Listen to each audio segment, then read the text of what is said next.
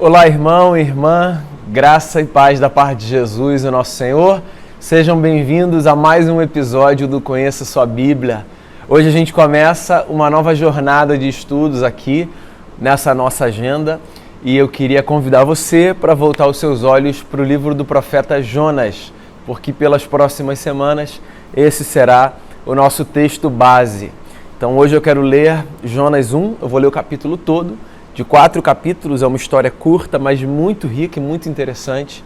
E eu espero que esses encontros abençoem a sua vida e abençoem a vida de todo mundo que se debruçar sobre esse conteúdo, certo? Então já está aqui o meu desejo, a minha oração, de que Deus nos fale, nos abençoe e nos faça crescer à semelhança de Jesus e praticando os seus ensinamentos. Vamos lá. Livro do profeta Jonas, capítulo 1, diz assim a palavra do Senhor. A palavra do Senhor veio a Jonas, filho de Amitai, com esta ordem: vá depressa à grande cidade de Nínive e pregue contra ela, porque a sua maldade subiu até a minha presença. Mas Jonas fugiu da presença do Senhor, dirigindo-se para Tarsis. Desceu à cidade de Jope, onde encontrou um navio que se destinava àquele porto. E depois de pagar a passagem, embarcou para Tarsis, para fugir do Senhor. O Senhor, porém, fez soprar um forte vento sobre o mar, e caiu uma tempestade tão violenta que o barco ameaçava arrebentar-se. Todos os marinheiros ficaram com medo e cada um clamava ao seu próprio Deus. E atiraram as cargas ao mar para tornar o navio mais leve. Enquanto isso, Jonas, que tinha descido ao porão e se deitara, dormia profundamente. O capitão dirigiu-se a ele e disse: como você pode ficar aí dormindo? Levante-se e clame ao seu Deus, talvez ele tenha piedade de nós e não morramos. Então os marinheiros combinaram entre si: vamos lançar sortes para descobrir quem é o responsável por essa desgraça que se abateu sobre nós. Lançaram sortes e a sorte caiu sobre Jonas. Por isso lhe perguntaram: diga-nos quem é o responsável por essa calamidade, qual é a sua profissão, de onde você vem, qual é a sua terra, a que povo você pertence. Ele respondeu: eu sou hebreu, adorador do Senhor, o Deus dos céus, que fez o mar e a terra. Então os homens ficaram apavorados e perguntaram: o que foi que você fez? Pois sabiam que Jonas estava fugindo do Senhor, porque ele já lhes tinha dito. Visto que o mar estava cada vez mais agitado, eles lhe perguntaram: o que devemos fazer com você para que o mar se acalme? Respondeu ele: peguem-me e joguem-me ao mar, e ele se acalmará, pois eu sei que é por minha causa que esta violenta tempestade caiu sobre vocês. Ao invés disso, os homens se esforçaram ao máximo para remar de volta à terra, mas não conseguiram, porque o mar tinha ficado ainda mais violento. Eles clamaram ao Senhor: Senhor, nós suplicamos, não nos deixes morrer por tirarmos a vida desse homem. Não caia sobre nós a culpa de matar um inocente, porque tu, ó Senhor, fizeste o que desejavas. Em seguida pegaram Jonas e o lançaram ao mar enfurecido, e este se aquietou. Tomados de grande temor ao Senhor, os homens lhe ofereceram um sacrifício e se comprometeram por meio de votos. E o Senhor fez com que um grande peixe engolisse Jonas, e ele ficou dentro do peixe 3 dias e 3 noites.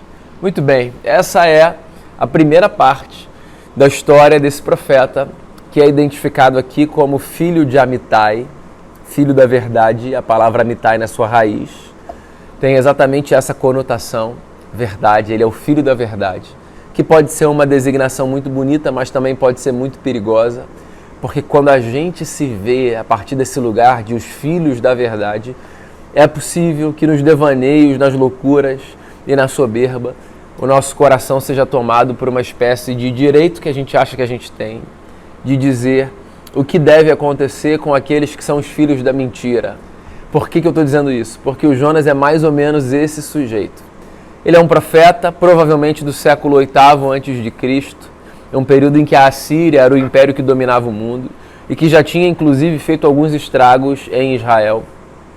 E Jonas recebe como profeta a incumbência da parte de Deus de ir a Nínive, capital da Assíria, pregar contra ela, anunciar que a maldade daquela cidade tinha chegado aos céus e que Deus então manifestaria juízo contra aquele povo. Pregar contra uma cidade, no linguajar profético, é uma outra forma de dizer conclamar aquele povo ao arrependimento. Você pode imaginar por que Jonas tem tanta dificuldade na execução dessa missão? Nínive era a capital do império que já tinha destruído Israel, que já tinha invadido, que já tinha oprimido. E você ir à casa do seu algoz, dizer que é bom que ele se arrependa, porque senão o juízo virá, ou seja, se arrependa, mude para que você encontre a misericórdia de Deus. Dizer isso a quem fez e faz tanto mal a você requer uma sobriedade, uma maturidade, uma capacidade de engolir desejos de vingança que às vezes param aqui, que muitas vezes a gente não tem coragem de admitir, não é isso? Então Jonas é esse sujeito que recebe de Deus uma missão da qual muita gente fugiria se recebesse também. Jonas não é o único profeta fujão que existe, nós somos assim também. Nós fugimos de algumas das ordenanças de Deus, de alguns dos seus comissionamentos, de alguns dos seus mandamentos, porque eles nos parecem muito pesados. Então Jonas, filho de Amitai, recebe essa tarefa de ir a Nínive pregar contra ela. E ele aparentemente consente, mas ele tem um outro plano, filho da verdade. Acha inclusive que pode mudar os desígnios de Deus.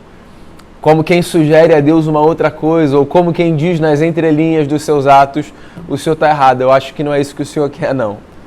Ele desce a Jope, e em Jope ele pega uma embarcação. Ao invés de Nínive, o seu destino, pelo menos no seu plano, passa a ser Tarsis. Jonas pega um outro roteiro, e o texto deixa claro o motivo pelo qual ele se debruça sobre esse outro roteiro. Ele quer fugir da presença de Deus.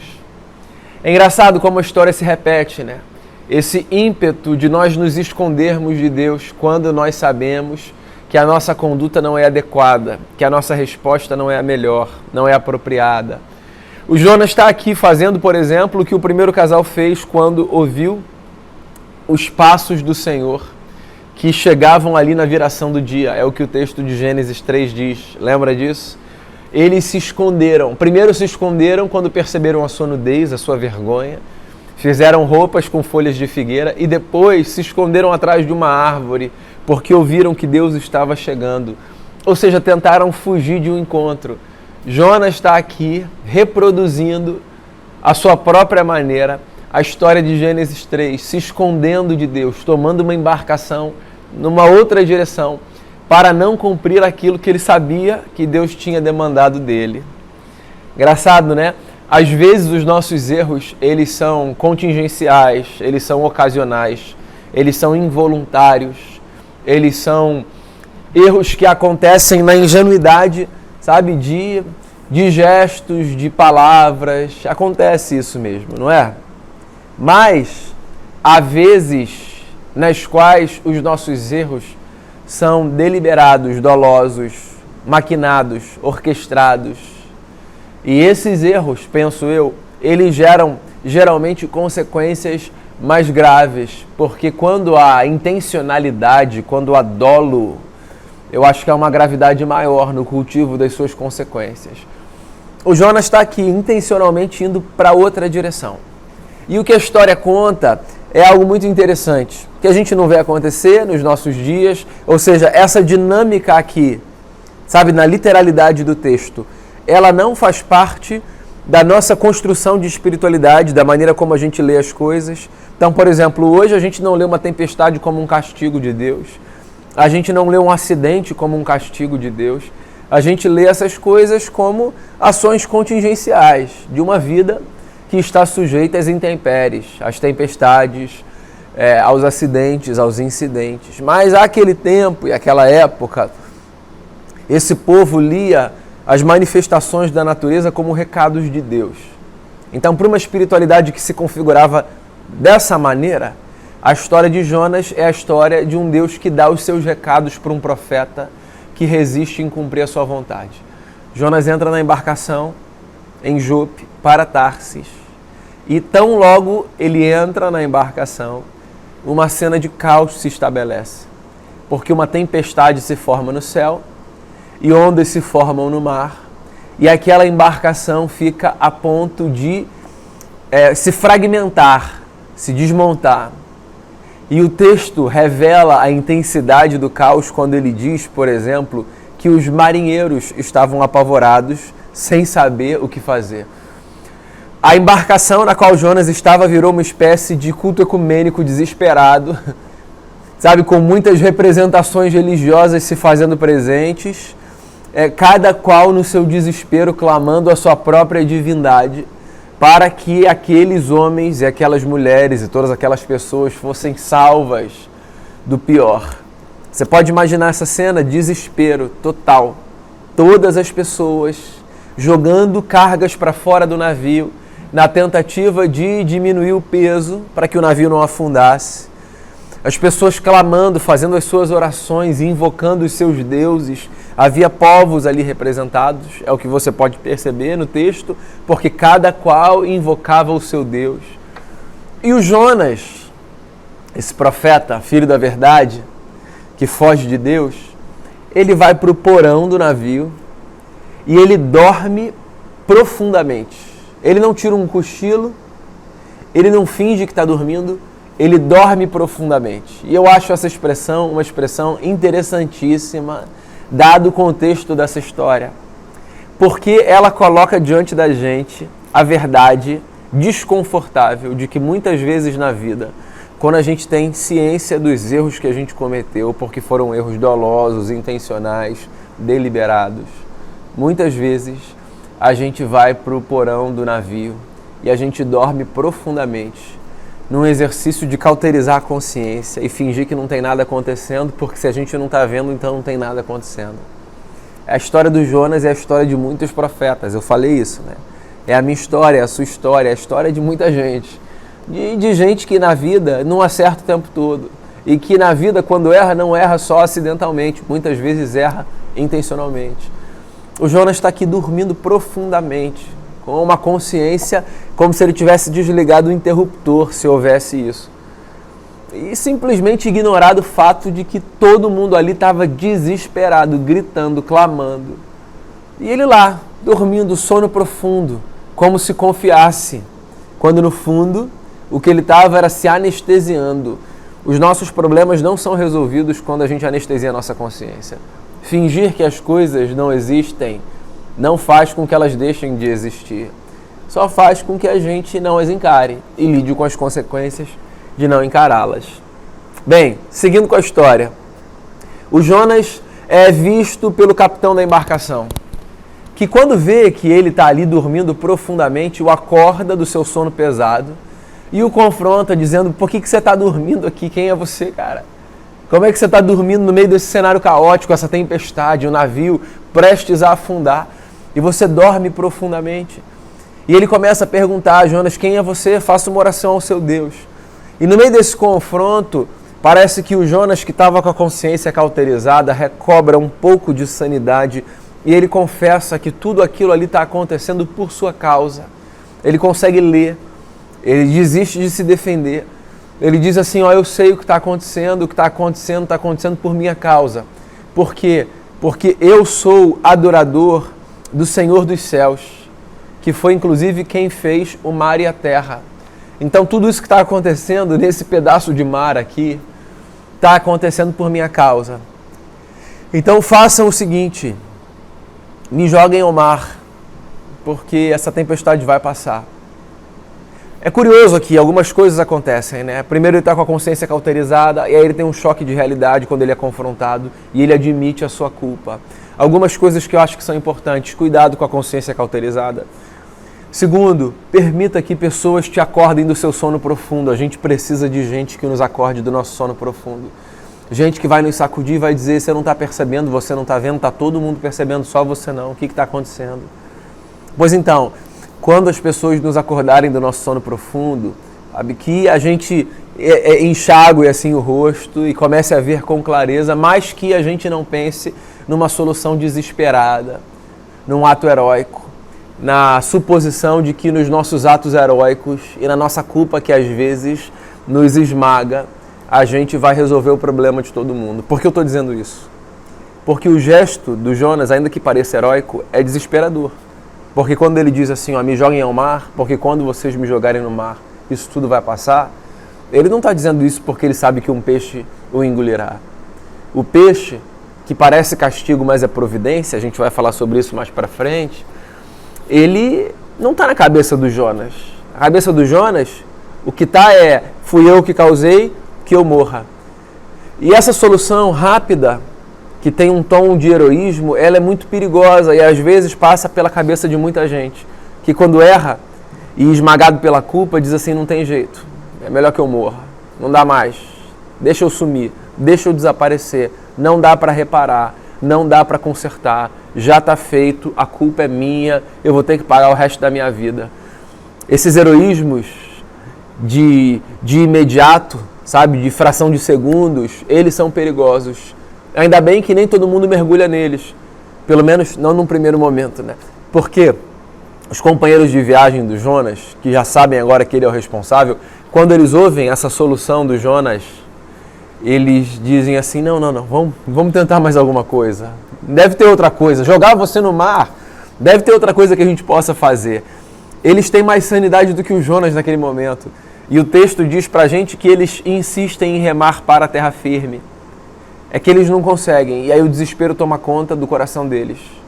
E aí eles então aquecem com o desejo de Jonas, com o pedido de Jonas, não sem antes fazerem uma oração ao Deus do Jonas. Senhor, por favor, que não caia sobre nós o sangue desse homem que está pedindo para ser jogado ao mar. A gente inclusive tentou remar para a terra, mas a gente não está conseguindo chegar, porque a tempestade está ficando cada vez mais violenta. Então a gente vai fazer o que ele pediu, mas não nos culpe por isso. Eles estão tentando também num ato de desespero. O desespero é contagiante, né? É por isso que alguém precisa dizer, calma, não, pera. Eles estão tentando assim resolver e eles não conseguem, e então eles concordam, eles dizem ao Jonas, tá bem, a gente vai jogar você no mar. E o texto termina dizendo que tão logo o Jonas é lançado ao mar, a tempestade cessa. E eles entendem isso como um recado de que o problema ali, de fato, era com o Jonas. E quando ele cai no mar, ele é engolido por um peixe, que aparece aqui no final do capítulo 1 como uma espécie de cenas dos próximos capítulos. Porque isso não é do capítulo 1, é o começo do capítulo 2. Mas a história é essa, no primeiro capítulo do livro do profeta. E é uma história que parece um enredo de filme, mas que tem muitas lições práticas para a vida. Porque por mais que isso aqui, sabe, não vai acontecer com a gente, literalmente, acho muito difícil, né?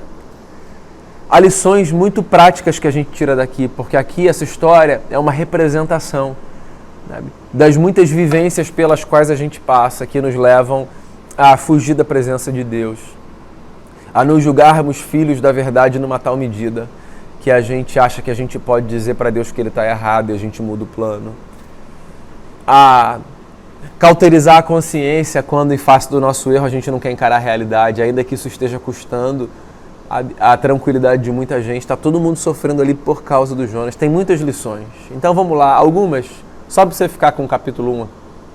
Primeira delas, cuidado com esse negócio de ser filho de Amitai, filho da verdade, porque isso pode ser muito bonito, mas pode ser muito perigoso. Esse lugar de dizer, não, eles não merecem a tua misericórdia. Não, o Senhor está errado, o Senhor está dizendo que vai fazer isso, né?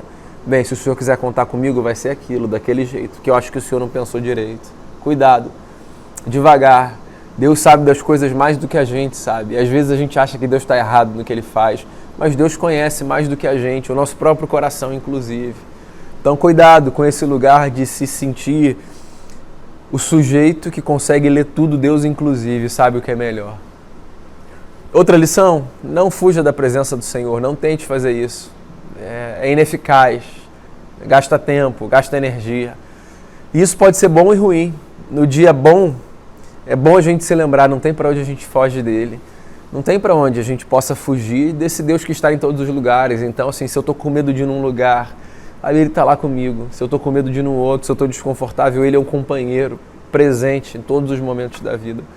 No dia da angústia, no dia do desconforto, também é bom a gente se deparar com essa verdade. Sabe? Não dá para fugir dele, desiste desse negócio de brincar de esconde-esconde com Deus. Não dá.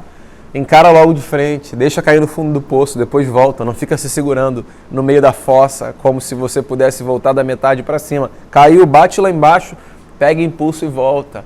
Não dá para fugir dele. Não tente fugir de Deus, se esconder de Deus. Outra lição, cuidado com a consciência cauterizada. Cuidado. Cuidado com o erro deliberado que faz com que a gente anestesie a consciência só para a gente não ver o que está posto, que está todo mundo vendo.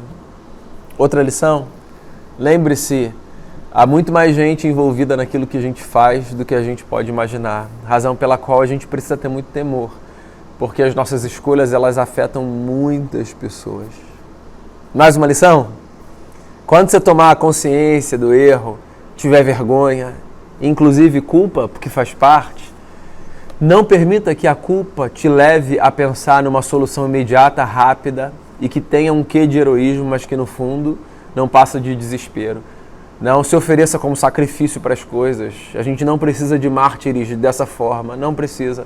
A gente não precisa de um outro Messias que vá à cruz. A gente não precisa dessas soluções que parecem muito bravas, assim, mas que no fundo às vezes só revelam uma espécie de insanidade, de falta de sabedoria.